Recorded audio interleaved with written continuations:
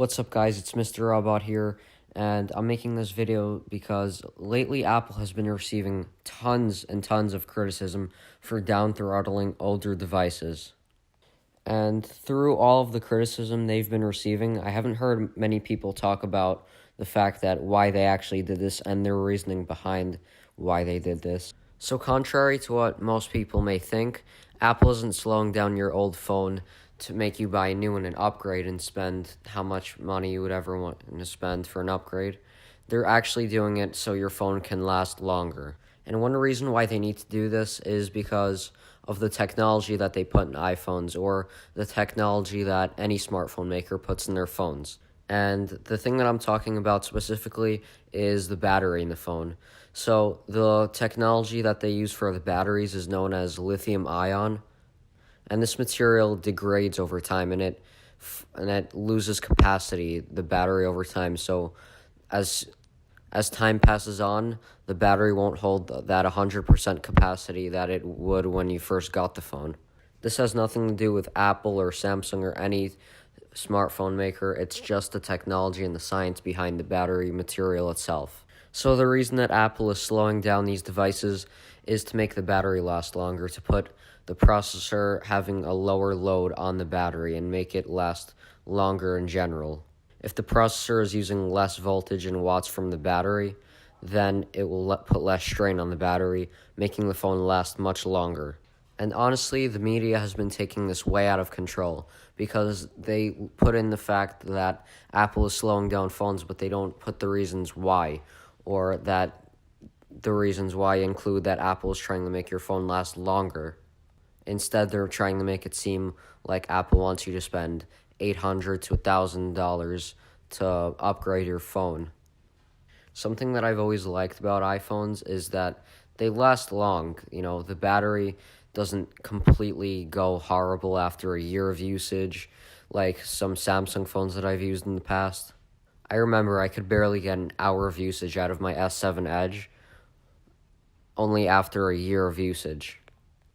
Apple has been receiving tons and tons of backlash over this from the media and from consumers that, recently bought iPhone 7s or iPhone 6s or anything later.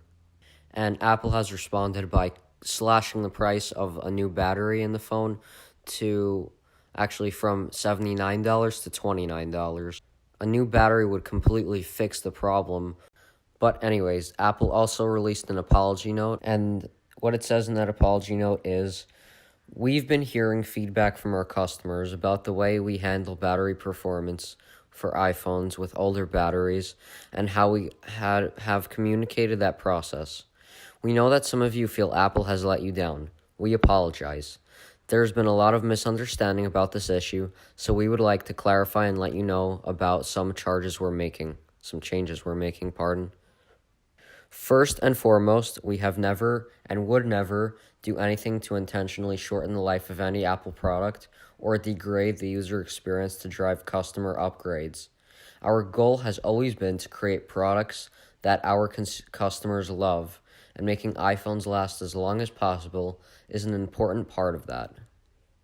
And they also go into how batteries age on their website and how down-throttling these devices prevents unexpected shutdowns, such as when your phone is on like 30% and it won't just die out on you.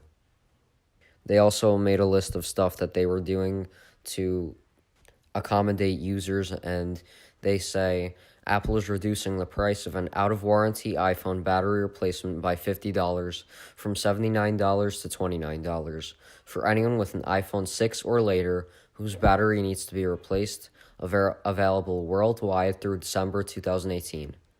Early in 2018, we will issue an iOS software update with new features that give users more visibility into the health of their iPhone's battery so they can see for themselves if its condition is affecting performance.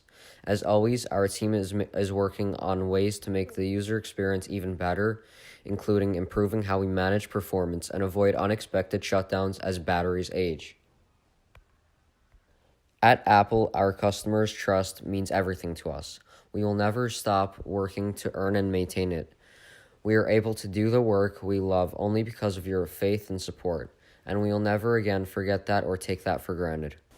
So, enough of what Apple said. I think that if Tim Cook weren't in charge of the company, if Steve Jobs were still alive, he would probably just have some meeting and be telling customers how they're holding it wrong or saying that they're stupid or something like that. And people still say that the company was much better off under Steve Jobs than Tim Cook. Anyways, honestly, I really don't think Apple should have apologized for this because down throttling these devices, they made them last longer. If they really wanted you to upgrade and keep buying the newest stuff, then they wouldn't slow them down and they would just have the battery die out and they would keep the processors at full speed. But instead, people keep reading the headlines in the news that say Apple is slowing down your old phones. They don't say anything about making them last longer, which that in fact is true. Anyways, this was a rumor for a while until Apple did recently kind of suggest it on their website, then everyone took it out of proportion, and here we are currently with this apology letter on their website. And the future for this is Apple will still do this. They just will try to make it more transparent when they're doing it and kind of send users a notification. So honestly, I really don't think that an apology was necessary. As always, guys, thank you for watching. Stay tuned for more. Please like, comment, and subscribe, and I'll hopefully see you in the next one. And peace.